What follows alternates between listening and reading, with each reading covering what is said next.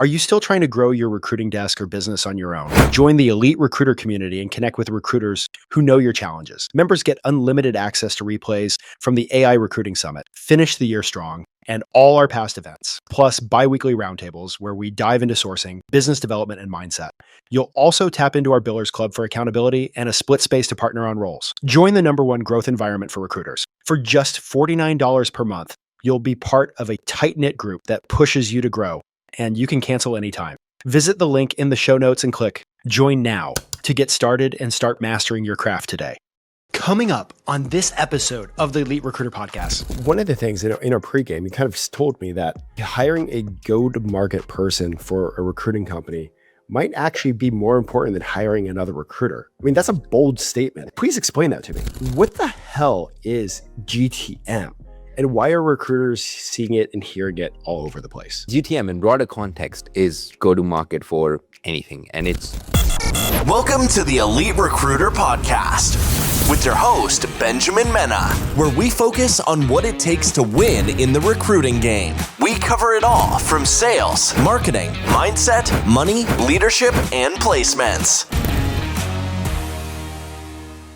You know, the resume never tells the full story. Candidates share what really matters during conversations, on calls and interviews over email, their motivations, salary expectations, plans to relocate. Most of that detail ends up buried in notes and forgotten. Atlas changes that. It's the AI-first recruitment platform built to eliminate admin. It captures every conversation automatically and turns it into something you can use.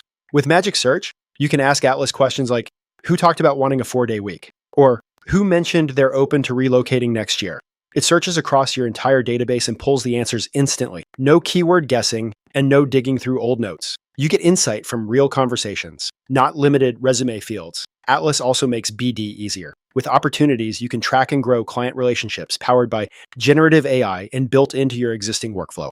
If you want visibility, smart dashboards give you a clear view of the pipeline across your business. And that's not theory. Atlas customers have reported over 40% EBITDA growth and over 80% increase in monthly billings after adopting the platform. It's built for agencies that want to grow without adding more manual work. Don't miss the future of recruitment. Get started with Atlas today and unlock your exclusive listener offer at recruitwithatlas.com. I'm excited about this episode of the Elite Recruiter Podcast because I've been hearing it nonstop. GTM, GTM, GTM. What the hell is GTM and why is it becoming so important for not just tech companies, but recruiters? So excited to have my guest today, who is actually an expert in the space, to tell me and share with me what the hell is it, like, why is it actually important nowadays? It's 2026. So Reyhan, welcome to the podcast. Thank you so much, Ben. Thanks for having me. And that's kind of why I got into the space as well. I would love to tell you more, but I'm excited to be here. All right, quick 30-second self-introduction. Okay, so I'm an systems and operations expert who over the last 4 years has gotten into systems for recruiters and now helps recruiters set up GTM systems as well as place people, offshore talent that runs those GTM systems for them. So I'm trying to give recruiters the full suite of systems as well as the team that they need to kind of scale confidently in this rapidly changing space where there's a new system almost every single day. I talk about a new system every day. Yeah, I actually had one of my good buddies, Jay Bernard, who's actually going to be speaking in the spring conference, hit me up. I was like, you need to talk to Reyhan. And I'm like, talk to him about what? Don't worry, just talk to him about this go-to-market thing. And like, I know it's stuff that we've talked about at some of our summits, especially the AI one, but my God, things are just moving so fast. So let's take a few steps back. What the hell is GTM? And why are recruiters seeing it and hearing it all over the place? At least on LinkedIn. That's a very good starting question. So GTM in broader context is go-to-market for anything. And it's mostly heard online for SaaS products or tech products where, okay, we have the product where it's almost built now. Let's take it to market. It's sales, marketing around it, what budgets go into it, a lot of RevOps also actually. This could be an alternate name for it. However, for recruiters and for this space where there's smaller businesses, agencies, that want to scale lean, it is, I'd say, the technical and systems side of sales and marketing. That's how I'll put it. It's an intersection of data as well as automation, the sales psychology, and then obviously the recruiting context around it. So it would be, how do we map your recruiting market. What's your niche? What data do you need? What pain points do your ideal customers have? And then how do you turn that into, let's say, an actual actionable list? What do you say to them? What systems do you use to get that message to them? And then how do you turn that conversation into, let's say, eventual revenue? So the whole engineering around this, I am an electrical engineer by my education background, but this is actually more interesting, to be very honest. All right. So, I mean, we've seen this in like the tech space. We've seen this with just about every SaaS product out there. Why is it now coming to staffing and recruiting? To be fully honest, I've been in staffing about 3.5, 4 years. I've been coaching recruiters, and I feel like there's probably the adaptation curve in the recruiting and staffing space still has a long way to go. We're still early. We're still probably like 20, 25%, going up the curve. So one, the systems, I won't say it's outdated. It's just that transition from recruiters kind of doing things, I won't say the old school way, but the traditional way, which obviously worked, to now adapting to how can we just let systems or AI do these things for you. So it's kind of that there's some resistance as well in recruiters kind of letting go. There's also not enough tools, to be very honest, or systems that are built solely for recruiters. So that's where people like me step in, who will pick up, for example, you may have heard of a tool called Clay, which is mostly used for data enrichment, for BD, for sales teams, for GTM teams, right? Now we're trying to give it a flavor for recruiting for the last couple of years, where we use it to source people, because at the end of the day, it's people which you could use to place and fill a job, or people to reach out and ask for a job. So it's mainly a lot of new systems, but less adaptation for the recruiting space. But now it's happening. Now you're seeing, I think you connected me actually with a couple of tools as well. I see, people on your podcast as well talking about their problems. And it's just about which specific system kind of addresses that problem. I think by probably in the next 2 years, 24 months, this would adapt more. That's how I see the space. So one of the things in our pregame, you kind of told me that hiring a go-to-market person for a recruiting company might actually be more important than hiring another recruiter. I mean, that's a bold statement. Please explain that to me. Yes, for sure. I'm glad that you remember it. Right? Imagine a recruiter who runs solo or has one assistant somewhere in the Philippines, right? They're doing everything themselves. They go get the jobs, then they fill the jobs, they pick up the phone, they do some cold calling, they go to Indeed, they see a job, then they go to LinkedIn, try to find the decision maker, try to get their number or whatever. So this whole system is done by a recruiter.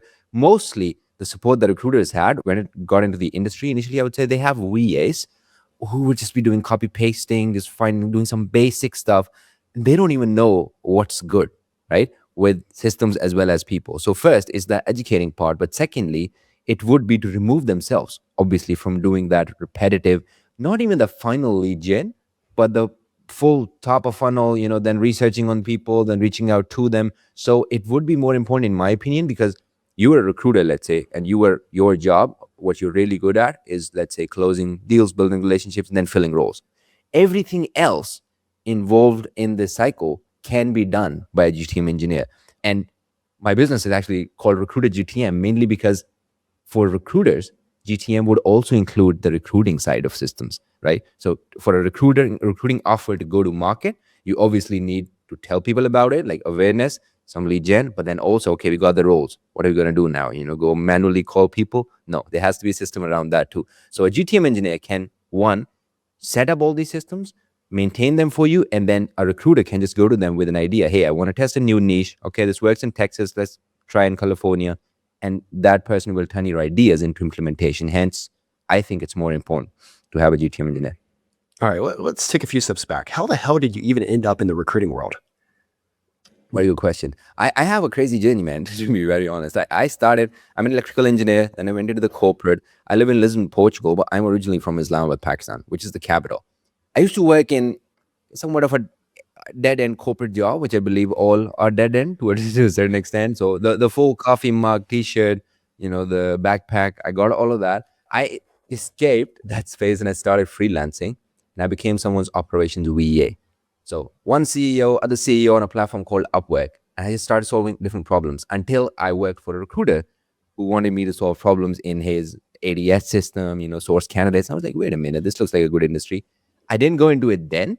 I became head of operations at one agency that used to do marketing.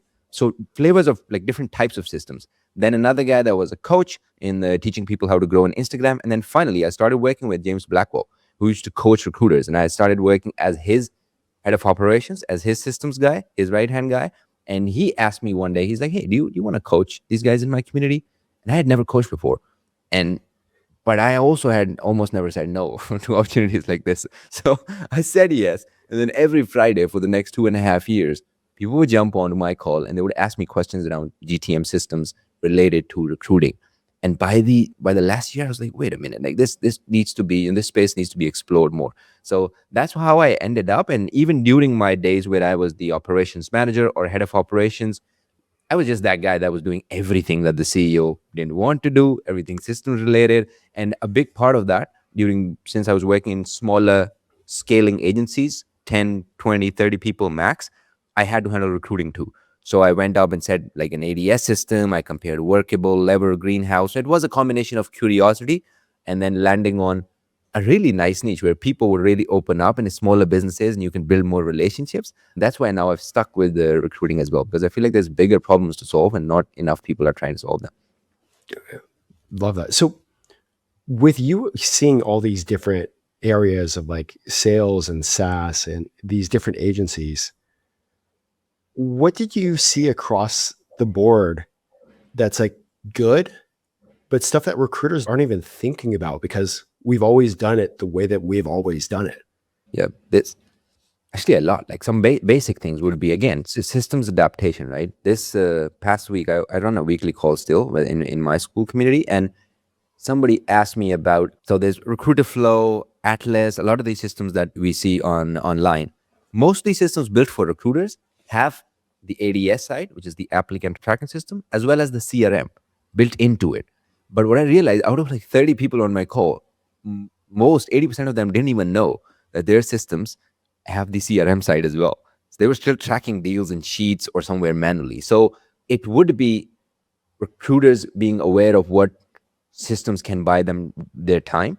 Secondly, they don't really realize like this is a $5 task or a $10, and then grading tasks like that and only focusing on the higher level ones. They know, however, not enough recruiters have taken that step. And when I was working with marketing agencies, they'd be like, oh, I get a VA for videos. For example, you also have it probably here. I get somebody to do my research. I get this system to kind of attribute Facebook leads, not sit and do it myself. Those transitions, I think, were faster in those spaces, sales and marketing. And in recruiting, people are still kind of adapting to these things. Okay. So like not just like things that you see out there, what are some of the best things like that we could steal from other go-to-market companies or the SaaS side, all the sexy stuff that we see on LinkedIn? What is actually worth stealing and bringing to the recruiter's desk? That's a really good question. I think we could take like a short out of this if I answer this well. The biggest one, honestly, would be intent-based engagements with your prospects on both sides, on the client side as well as the candidate side. So if you reach out to 1,000 people and you're like, hey, I'm Benjamin, I place tech talent. If you need any help, let me know. Okay, now you reached out to 1,000 people. It took you maybe a few days. 2 people replied or 3 people responded. And they're like, hey, Ben, okay, I'll tell you later. One guy said, let's talk. And then the other one was a maybe, for example. Now, if instead of that, we reach out to only 1,000 decision makers where they're hiring, right? So one, that's a signal. The company is openly hiring. But then you could stack signals, which I'm seeing a lot of companies do. So another one would be companies that are hiring as well as the decision maker posted it on LinkedIn as a post. And then if you want to go further, it could be companies that are hiring and the decision maker that recently moved jobs and posted that have moved jobs. So now there's 3 intent signals where you're seeing, okay, this person there's a higher probability of them responding as compared to you just spraying and praying. So this sea of, your market that you're going towards turns into like a small pond that you can then go and try to fish into. So that would be the biggest thing that I see recruiters not doing enough intent-based engagements in outreach as compared to other industries only going to people when there is a need instead of, just trying to spray and pray.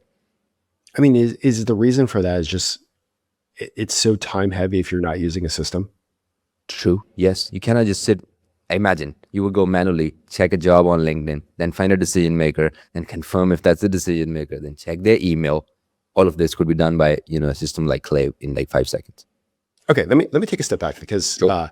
you know the recruiting space. I know you because you've done some work with Jay and Julia, Mhm. who have both been on this podcast and have done really great and said great things about you. But I hate to say this, I feel like for every really good person that works with recruiting companies, it feels like there's like 9 or 10, I don't want to say scam artists, but people just trying to take advantage of that. How do you vet somebody that's actually real and can help you in the go-to-market space and not just slap some crap together and charge you $10,000 a month? Yeah, that's a really good question. And that's what I'm trying to do with my community and my business model. And we could go into like my personal journey as well if you have time at the end. But like I told you, I came from being a VA, started setting up these systems. Somebody gave me the responsibility to, hey, you're my head of ops now. I'm like, oh, that's a big title. But it was still doing those things, but doing them more reliably and being that right-hand guy in the business, right? And throughout this journey, I was adding value. And I've learned over the last 2 years or so, if you try to put value out there with these systems and in this space, it does eventually come back as revenue or as whatever you call it. So now in this space, how you vet people, to answer your question, why I gave all that context, is if somebody can actually show you a roadmap or just share their screen and be like, hey, here's the system, here's the dumbed down version, and here's like a summary of the technical version in 5 minutes if you want to see. Because most of these things, honestly, you don't need an engineering degree to do them. It's just if somebody explains it in a layman term, you can't understand it. So to put it shortly, if somebody can show you a roadmap and give you some value to start for absolutely free, because if there are people are doing it, I am doing it. If anybody joins my call brainstorms with me and they're like, hey, I have these 5 open jobs. How do I fill them? I cannot find candidates, right? We do a brainstorm. Let's say build a clay table. If it's not LinkedIn heavy, I'd even build maybe a small ad on LinkedIn, pick the strategy, show them the way, and then give them that thing for free. Like, hey, just go try this on your own. I haven't found a lot of GTM agencies do this, or like, I'm not a GTM agency per se. I set up the system and then place the person that runs the system. So you're not kind of relying on me, or you're like, oh, Reyhan has to generate me 4 leads or 5 leads. So I would say if somebody can, one, give you more insights on how they're going to do it instead of like hiding that behind, I don't know, a 10, 12, 15K ticket, I would respect those people more and like be more tilted towards them. And secondly, also see kind of how much they want to educate you on these things, right? Do they want to keep the whole system to themselves? And by educate, I don't mean a recruiter should start running clay tables themselves, but actually tell them that, hey, you pay, let's say $350 for this tool.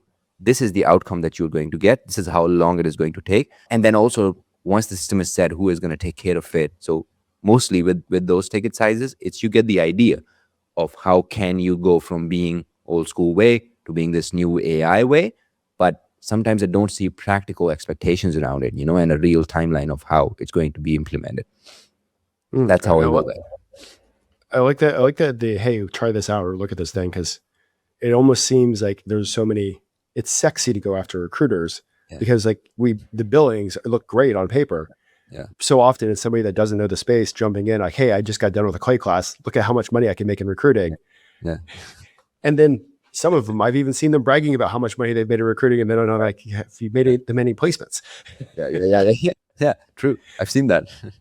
Because there's also margins in there. Some recruiters, for example, do contracting work.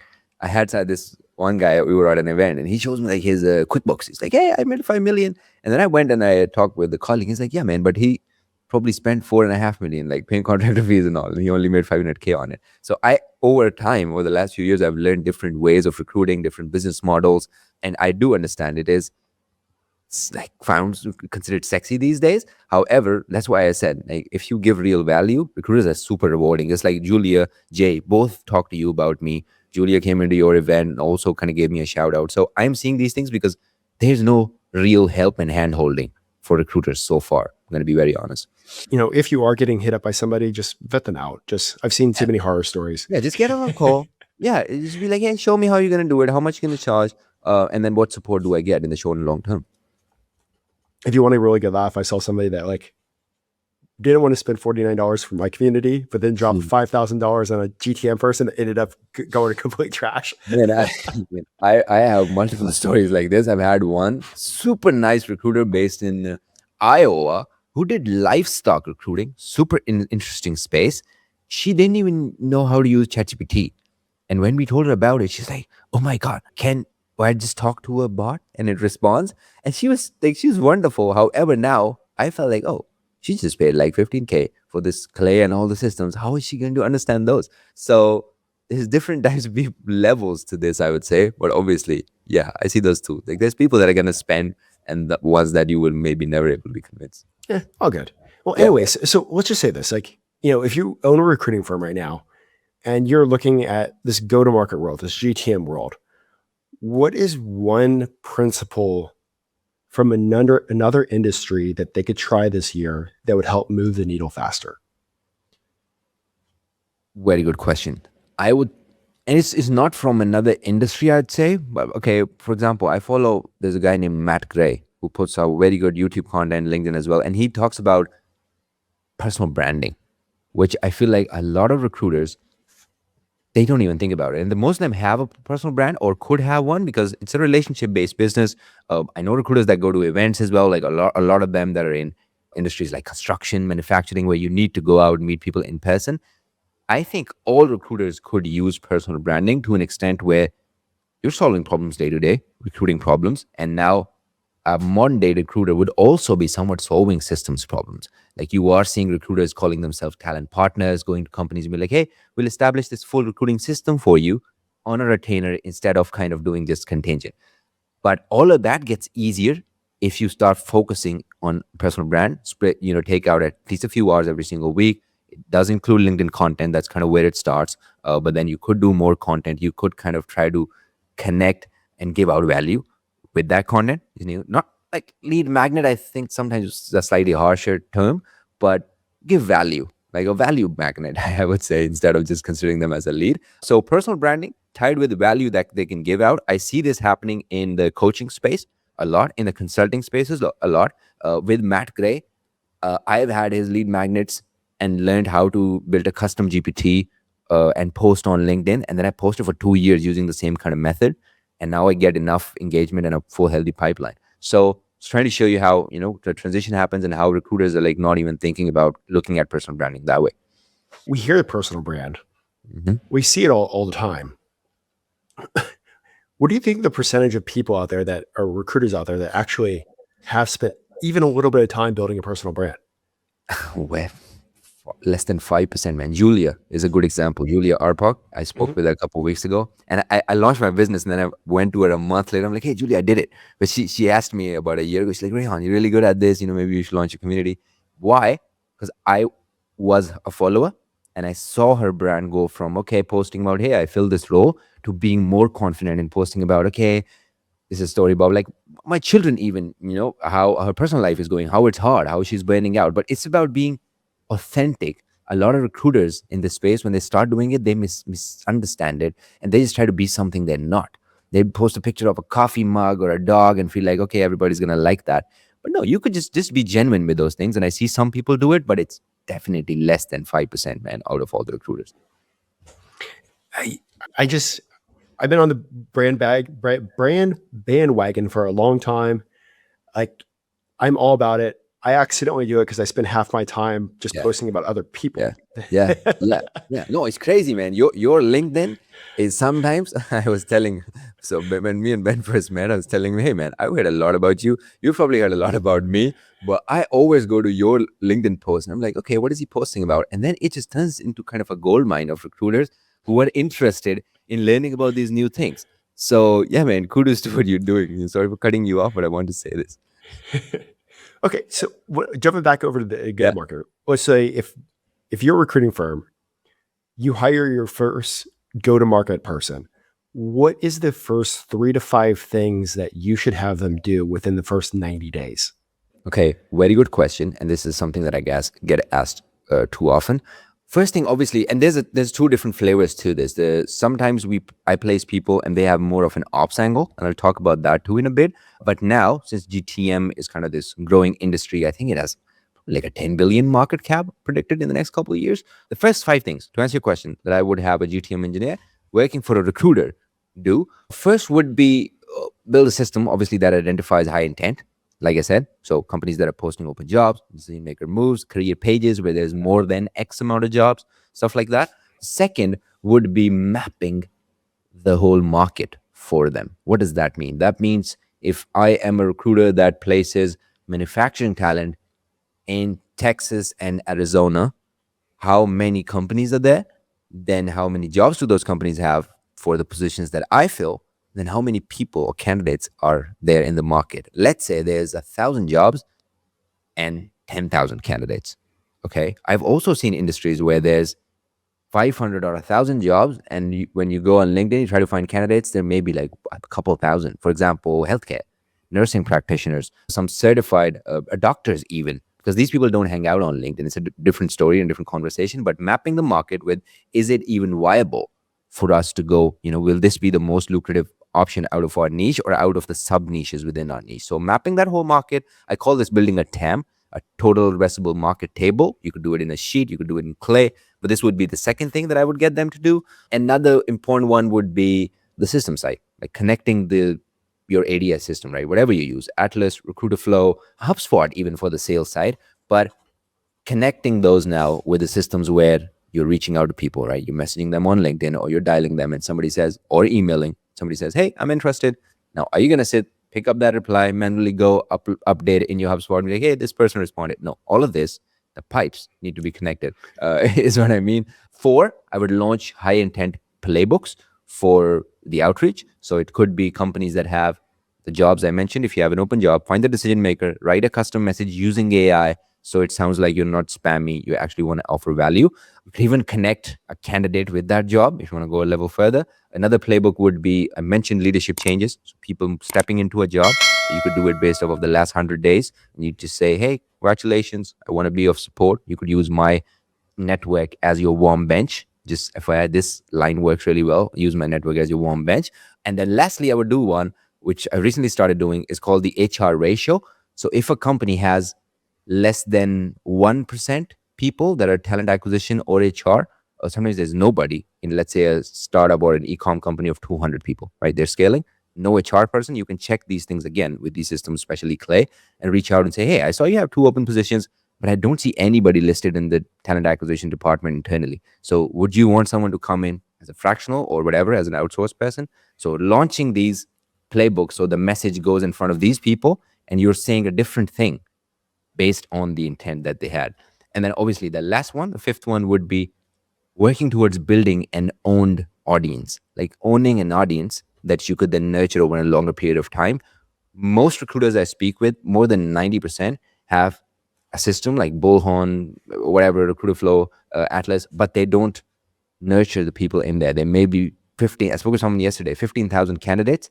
And he's like, I don't even know which one of those is ready for a job. What are the salary expectations now? Where do they live now? Same for the client side. Hey, last year I probably talked with 300 people who maybe give me jobs, but since we didn't sign terms, I can never go, like there's no system nurturing them. So lastly, it would be building this audience in one place so we could eventually then nurture them. So these would be my top 5 if I was a recruiter and I hired a GTM engineer today. All right. Jumping into a few of those. Market mapping. Yes. Is it like when you're sitting there market mapping, what about these like hard market, like these small niches? Like, can you do all that with the technology? Very good question.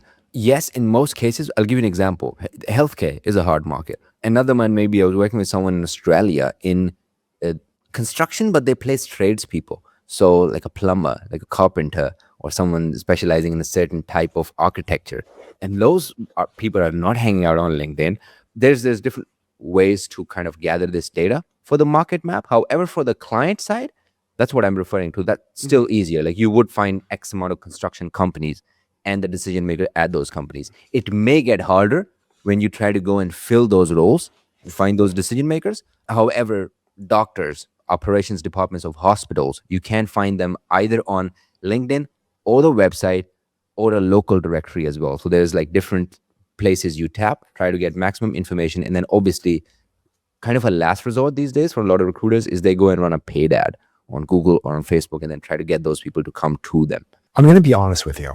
I really believe that 2026 is your year. I truly believe in you. I truly believe with everything in my heart that this is the year that you can own it. This is the year that you can hit your dreams. And to help you do that, we are kicking off a summit called This Is Your Year. You are elite. You were born to be elite. You were born to be the best. You were born to be the greatest. And I'm pulling together some of the industry's best speakers to help you get there. Going to be kicking off April 27th. You do not want to miss this. Make sure to run to the show notes, get registered. All the live sessions are free. I'm bringing in Mike Williams, Brianna Rooney, Mark Whitby. We have an entire week of stacked speakers that are going to help you achieve your dreams.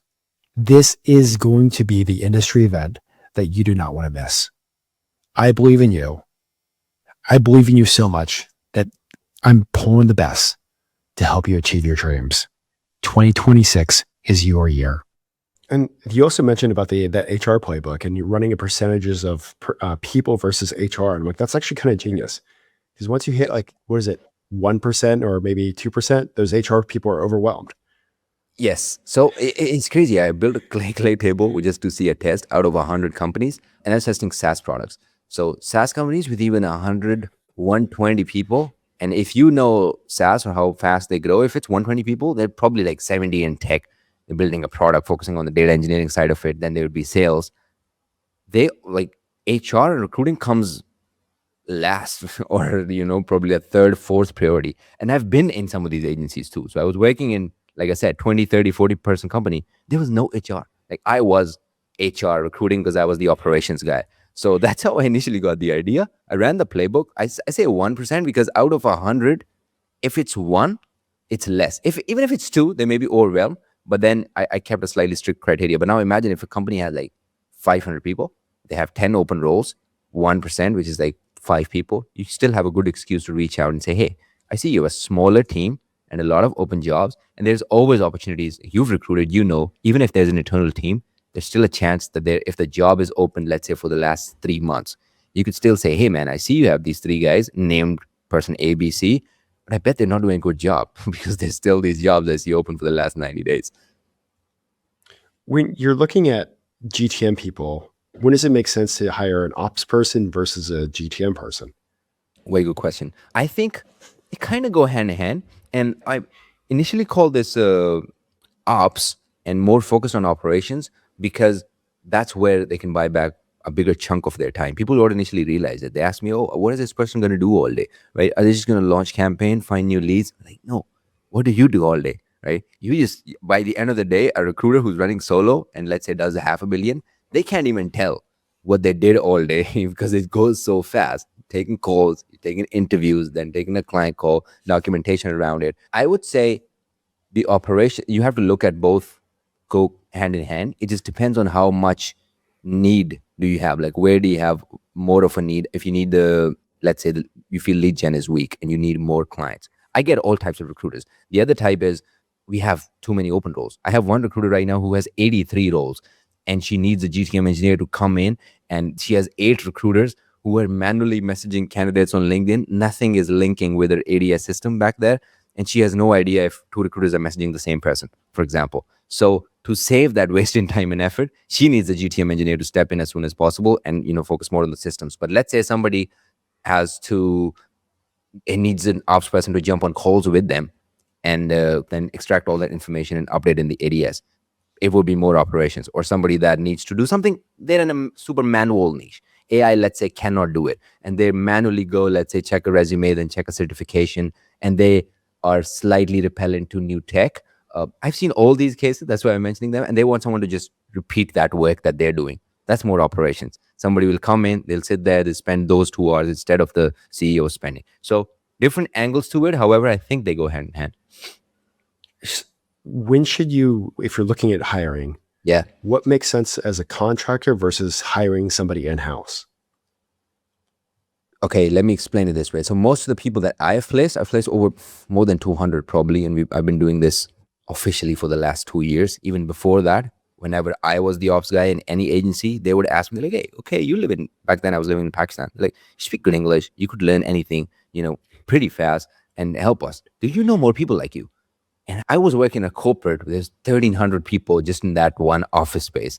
And we would all do the night shift. It was S&P, the index, the fund. It's a Fortune 500 company. And all those people, the beauty of it is they were already kind of creme de la creme of the market in my country, right? So if you go pick up a person like this, they already speak good English. They've already worked there a couple of years. They don't like the corporate. That is it for them. But for the question was, when is the right time to hire the person? Just to I mean, like if you're looking at doing a contractor versus in-house, oh yes, like contractor or in-house. Yeah. So if you hire in-house, I've also done those. Some people, let's say one recruiter in the US, he does a military contract. So he uses a few portals and platforms that offshore people cannot access. So I went and did a search, and we did place someone. However, I think it works better if there's someone offshore, and I'll explain why. Local contractors, one, are not ramped up on the GTM side of things, like because I feel like this GTM engineering boom is going farther in the offshore space. For example, the Clay Cup was won by a girl from Pakistan. Her name's Juwaria. Shout out. Next one, I know 3 people that are ready to go. One is trained by me. So the space is booming. However, if you go and hire a contractor offshore, it would be like less than half of what you're going to pay someone locally.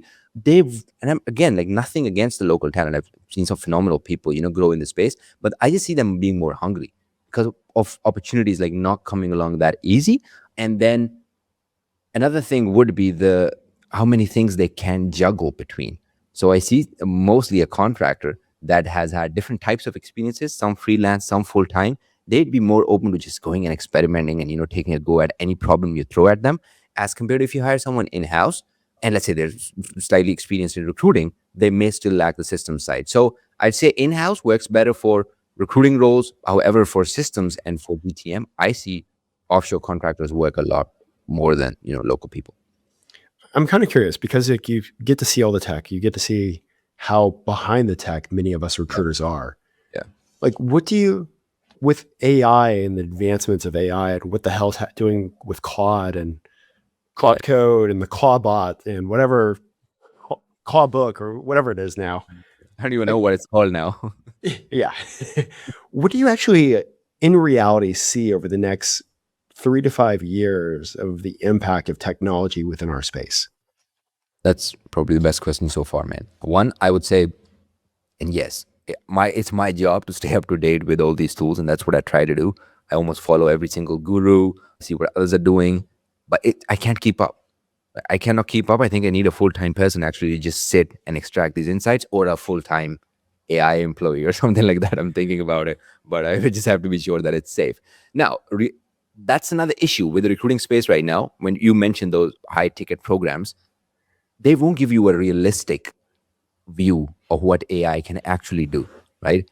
If you set up an AI system, which a lot of recruiters are trying to do, that sources candidates for you and handles the top of funnel work, right? There's a job, from getting a job and deciding on a JD to sourcing the top 100 candidates and grading them against that JD and then finding their contact information can be done by AI and systems. However, reaching out to them, closing them on the position, convincing them on the position, adding them to your ADS and getting their buy-in cannot be done with AI. So these boundaries need to be defined really clearly. However, once you set up the system, can you now go and pitch to your clients and say, hey, I am an AI recruiting system now. Give me a retainer or hire me for 10K a month. Would they just do it because you have an AI system? No, they will not. And I've seen this, I wouldn't say fail, but I've seen people get a reality check with this day in, day out. I'm seeing this happen. However, you need to be very, like we mentioned, authenticity. And, there's a bit of honesty here as well. Like when you jump on a call as a recruiter or somebody like me who pitches these systems to recruiters, I always try to be honest with, hey, this is the AI support, this is the human element, and this is AI assisted, right? As compared to just completely owned by AI. So I think these lines are still blurry. However, if you spend some more time in identifying what part is done by the system, then where does the AI come in? And the CEOs, business owners can understand these things if you just, I think you try to. You don't really have to go into the full details of how the technicalities work around that. Realistic expectations. I see AI replacing talent sourcers, to be honest, manual sourcing on the candidate side, even within the next 6 months to a year. There's a tool called Pen. There's another one called Juicebox. And most of these tools on the back end, now that I have some friends that run SaaS products, I try to understand how they work. It's mostly a same data set of data. Some of these competitors may have a bigger data set. Some may be getting LinkedIn data as well as data from APIs or other people platforms, maybe even Facebook or something, if somebody mentioned in their personal information. But at the end of the day, it's like a nice looking UI powered by AI, trying to match those people with the job that you put in. So the one that does it faster and the one that is with a cleaner UI, which I like Pen these days. I'm testing it still. It solves the sourcing problem.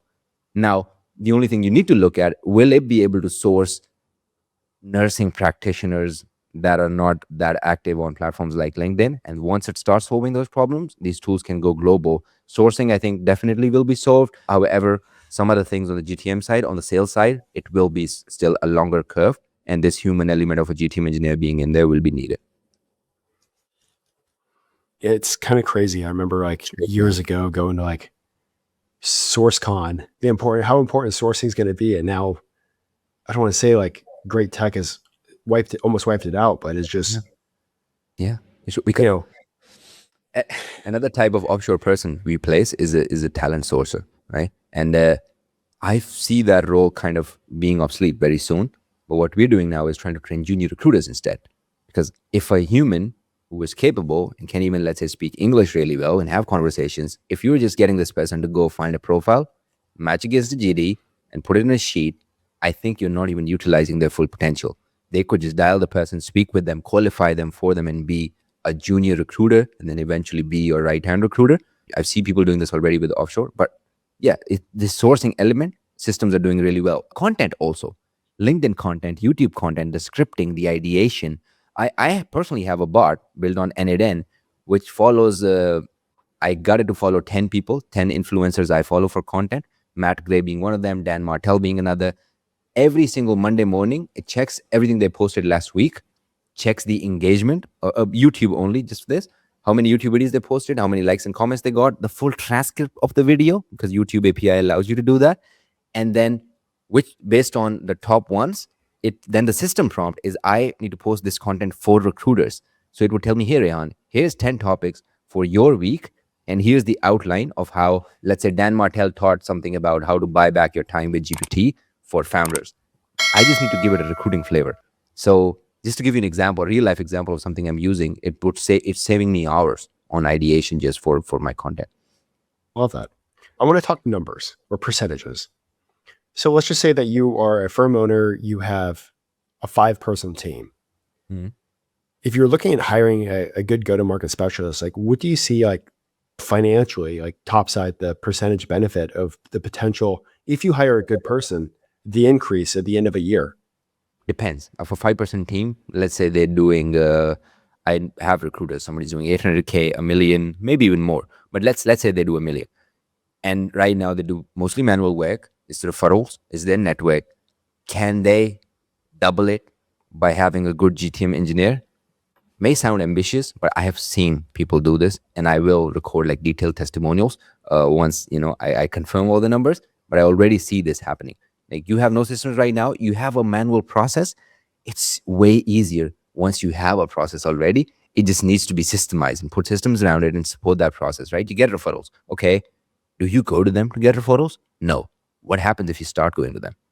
You'll obviously get more, right? Do you post content? No. Once you start posting content, you'll be going in front of more people. So to leverage that audience, one, to go to new, like a market map, you're doing it without the market map right now. You don't even know what are the possibilities, because you start seeing patterns. So when we run these playbooks, if we nurture the audience and, the 5 things that I mentioned for a GTM, just by doing those and holding the GTM engineer accountable to the goals that you set, because there's also a part of a CEO or a business owner, recruiting business owner, how to get most out of a GTM engineer, right? Don't just like allow them to, hey, go do this on your own. There has to be accountability. You will still be the visionary. They act on that vision. I think it could be like you could double the business within 12 months if you do this right. Okay, let me take a step back. You're believing that a lot of recruiting companies actually have systems and standard operating procedures set up. Samuel. What, like, is it worth even like hiring a person if like behind the scenes everything is actually chaos? Yes, that's when it's worth it, I think. Because are you just gonna operate with chaos? Because chaos to clarity is the kind of the transition, and this person is one important part of that transition, of that journey. It's obviously you need, I'd say there's an element of coaching and accountability as well. That's why I've launched a community now, instead of just building an agency. And I do annual accesses only, so anybody can join in.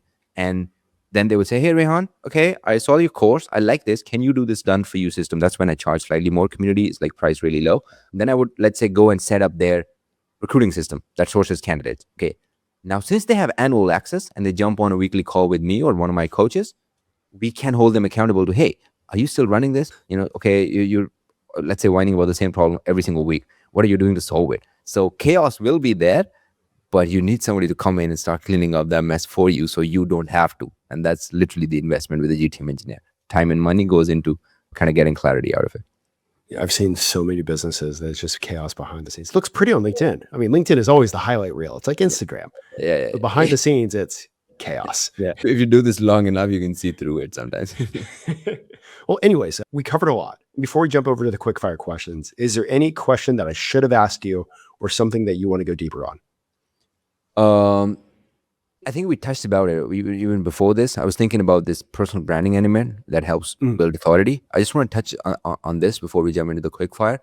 I believe that all recruiters, if you are doing this, if you're in the recruiting space, you're running a business for even a year, or I have people that are running this for 28, 30 years now, and still they're not confident enough of going out there and kind of educating people about what they do. That's all your personal brand should be about to start with. You don't need to sound like a clay expert or a systems expert or a recruiter that fills 10 positions.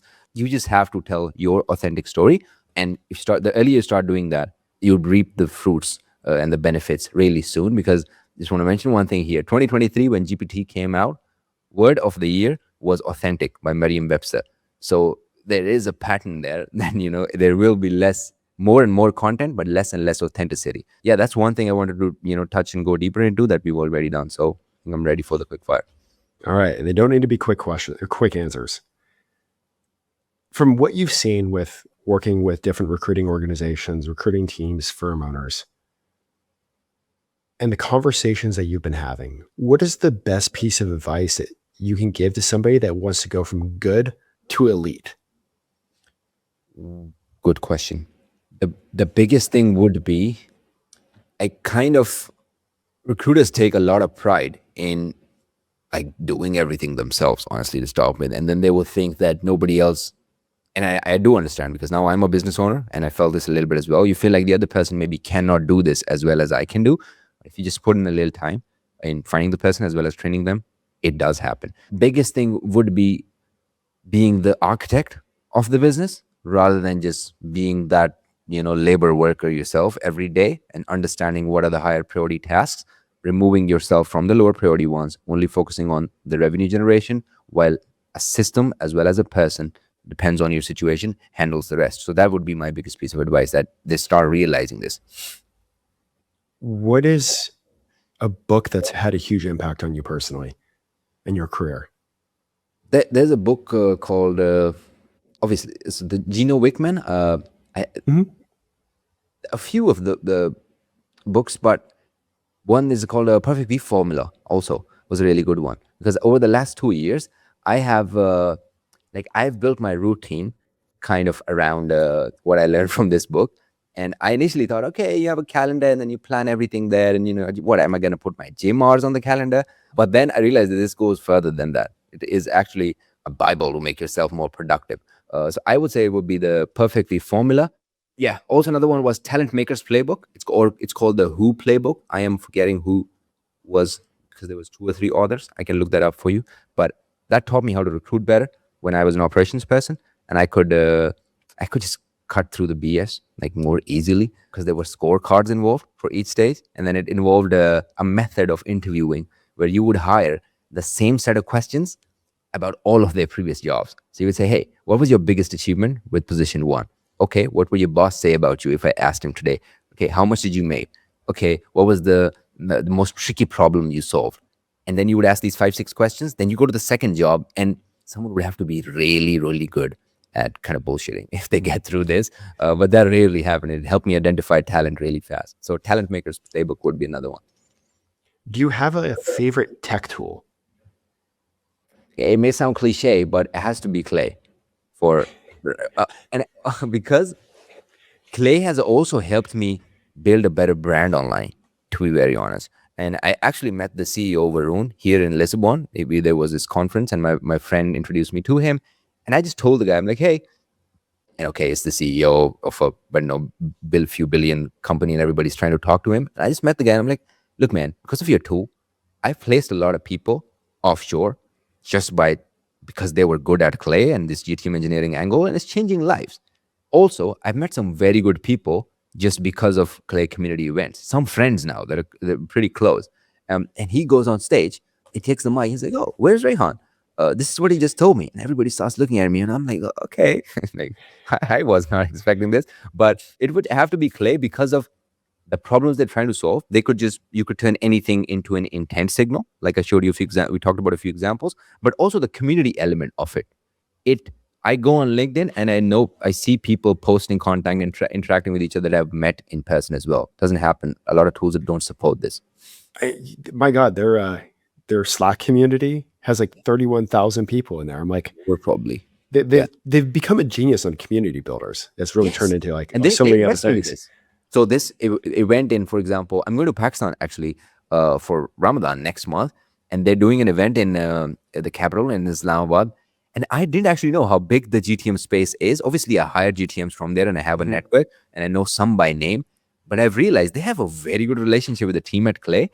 They organized an event like 6 months ago. 4 speakers on stage. Out of those, 3 were trained by me. And I didn't even know. And then they go and they're like, oh, okay, thanks to Reyhan. And people started messaging me. And now I'm going to speak at the next one. But it's bringing, for example, it is allowing me to take this opportunity to the talent in Pakistan, or eventually will be in South Africa and other places too. So yeah, community is everything, I think, now for a tool like that. I think I love building the elite recruiter community, which is just awesome. You should jump in there. For sure. But I think the next recruiting tech tool out there needs to play the Clay playbook. Yeah, it has to be. And I have seen people try they get an idea and then they go try and build the tool and fail so many times. So I don't want to be that guy really quick. However, this is one of my goals with the community, that once I have about 35 members there. I just started on January 1st. Let's say by end of the year, I have 100 people. And now building tech isn't as hard as it was. I won't say it's easy. It's not like I built my website in like 30 minutes with Lovable, and it's way better than the freelancer that tried to do it for 20 days. But point is, you could test custom products and custom playbooks. Obviously, do it in Clay, but eventually, I maybe want to build something where you could source. Recruiters need the client side, the sourcing and candidate side, as well as the tracking and nurturing, and then content maybe in there. So I'm thinking if there's one place where you could do all these things, that would be my eventual long-term goal, to build it myself. You know what we should do, just for shits and giggles? Do a recruiter hackathon with like Lovable. Could be done. Could totally be done. Or Replit, or one of those tools, or Cloud Code. Yeah. Because, man, a lot of people are just sitting, like, they are not focusing enough on recruiters, because I focus on this industry because mostly there's smaller companies that are doing bigger ticket sizes and, making good money, bless all you guys. But there's less red tape. If you show them the value, they would invest into it. If you show them this would be the outcomes after investing X amount of money, again, they would invest into you. Yeah, I think there should be more events and more focus on, what systems can realistically add value for recruiters. And that's, I plan to do more of those as well. Jumping back to the questions. Sure. What is a piece of advice that you would give yourself if you went back to the earlier days a few years ago when you first started working with recruiters, looking at everything that you've learned now? What would you go back and tell yourself? Don't just be that systems and support guy. Also dive into the strategy, because it's not that hard. For the first couple of years when I was taking coaching calls, okay, you're launching campaigns. This is going well. This is not going well. This is how you do LinkedIn automations. This is how you do content automations. But I almost never asked them questions on, okay, you're doing contingent and you don't even have any exclusivity. Why are you doing this and not testing, let's say, a retained fee or a fractional model? And now over the last year or so, I've started having more of these conversations and I'm more involved. I think I can impact like the revenue directly in a way if they work with me, not just with the systems. But I'm like, hey, now that you've set up this system, it allows you to actually go and even pitch the system if they don't come in. They're like, hey, we have the job, but we're going to have 10 jobs this year. So we cannot pay you 25K for every role you fill. So what can you do? Now I'm allowing, like, I'm working with some recruiters where they're setting up a system and they're saying, hey, we could set up this system for you for a fee, and then you just pay us 10K a month. You save, let's say, annually like 200K. I get predictability that you will be a retained customer. Happy days for both of us. It's easier now because I'm having these strategic conversations instead of just being the systems guy. So, out of curiosity, you've spoken with a lot of recruiters. You've seen the back ends. You've seen the shit. You've seen the good stuff. You've seen what's working. And you've had a lot of conversations with recruiters over the years. And I'm sure it's like all the questions that you get are about how do you increase revenue? How do you do X, Y, Z? And how do you actually get Clay to work because Clay's crazy? Like, what XYZ tool should I be using? In all those questions that you get, do you ever like just wonder like, hey, I wish you would just ask me this question, but they never do? Yes. And I thought about this. If I had to pick one, it would be, hey, Reyhan, this is what I do in my day-to-day. These are the systems and the tasks, for example, and the projects. What do you think, like, which ones are $10, $20, $30, which were like $100 and above that I should do? So recruiters don't brainstorm about what they can get off their plate. They don't even realize like there's so much that could be either done by a system or done by another person, and they don't have to be involved in this, and quality would still be what they expect, maybe even better than what they were doing. If you tell a recruiter, hey, I can source better candidates than you in your niche, or this system can source better, right? They will be like, oh, no, you cannot. But once you start asking questions and once I show them the vision, it just gets easier. So I would say this will be the biggest question, like, because it ties directly into them removing themselves from like this day-to-day grind. That's good. All right. 2 last questions before we let you go. If somebody wants to connect with you or follow you, how do they go about doing that? They need to just go put my name on Reyhan Khan, Reyhan with a Y, because in Arabic, it doesn't have a Y. I always have to explain it. And also, I am putting out my first YouTube video tomorrow. And it will also go by my name. My business is called Recruiter GTM. It's recruitergtm.com. I had a long think about this before I came to, I concluded that this will be my name. It's just everything that we talked about. Nobody is focusing on GTM systems for recruiters. It's not just sales. It's not just outbound. It's the overall strategy on how you can productize your business and how you can then go out on multiple platforms, market it, as well as hire offshore people. All of that I cover on Recruiter GTM. I have a school community also. So either you go to recruitergtm.com or check out my LinkedIn, and you will just follow my content. And I have a newsletter as well. And eventually I will educate you to a point that someday, if you are a recruiter, you can just jump on and talk with me. One last thing, I also have a 3-hour slot every Friday, which I just have open. It's 3 hours, so it can be 6 30-minute slots. Anybody can jump on, brainstorm with me if you are looking for GTM, becoming a GTM, or if you're a recruiter looking for, these systems. So easiest way would be LinkedIn or my website. Awesome. And anything else before I let you go? Yeah, I would just say for all recruiters out there, before you, invest into a program or before you invest into a system, just talk with somebody to see a realistic roadmap of, is this even a good fit for you or not, right? Because there's a lot of programs out there that are one size fits all.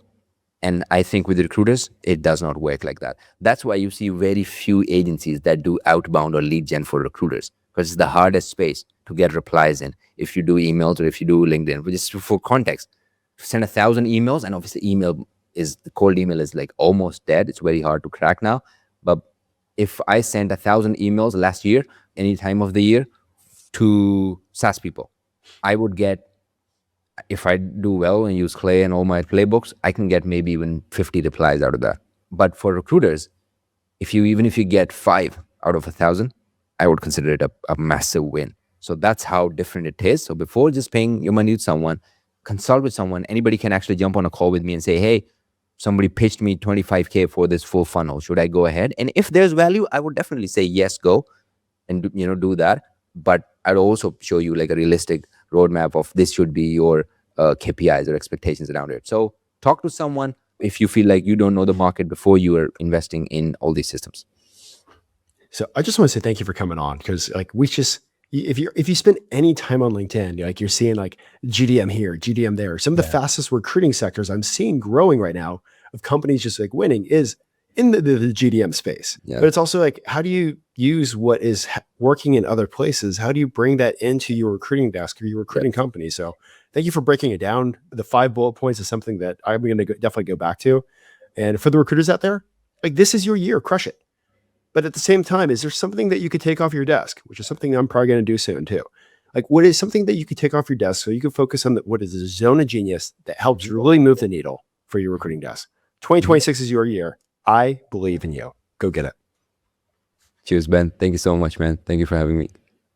You know, the resume never tells the full story. Candidates share what really matters during conversations, on calls and interviews over email, their motivations, salary expectations, plans to relocate. Most of that detail ends up buried in notes and forgotten. Atlas changes that. It's the AI-first recruitment platform built to eliminate admin. It captures every conversation automatically and turns it into something you can use. With Magic Search, you can ask Atlas questions like, who talked about wanting a 4-day week? Or who mentioned they're open to relocating next year? It searches across your entire database and pulls the answers instantly. No keyword guessing and no digging through old notes. You get insight from real conversations, not limited resume fields. Atlas also makes BD easier. With opportunities, you can track and grow client relationships powered by generative AI and built into your existing workflow. If you want visibility, smart dashboards give you a clear view of the pipeline across your business. And that's not theory. Atlas customers have reported over 40% EBITDA growth and over 80% increase in monthly billings after adopting the platform. It's built for agencies that want to grow without adding more manual work. Don't miss the future of recruitment. Get started with Atlas today and unlock your exclusive listener offer at recruitwithatlas.com.